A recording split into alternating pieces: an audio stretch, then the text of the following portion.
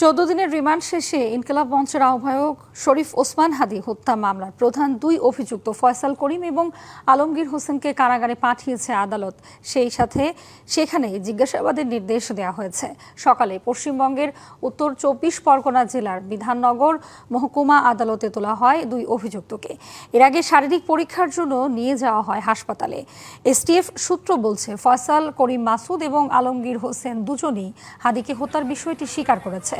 তারা মেঘালয় সীমান্ত দিয়ে ভারতে প্রবেশ করে এবং গত কয়েক মাস ধরে বিভিন্ন এলাকায় অবস্থান করছিল। গত 8ই মার্চ বাংলাদেশ সীমান্ত লাগোয়া পশ্চিমবঙ্গের উত্তর 24 পরগনা জেলার বনগাঁও এলাকা থেকে তাদের গ্রেপ্তার করে পশ্চিমবঙ্গ পুলিশের বিশেষ টাস্ক ফোর্স।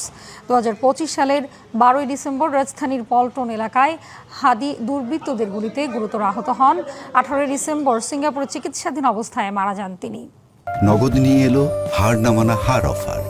সর্বনিম্ন 10,000 টাকা রেমিটেন্স নগদে পাঠালে থাকছে স্বর্ণের হার জেতার সুযোগ।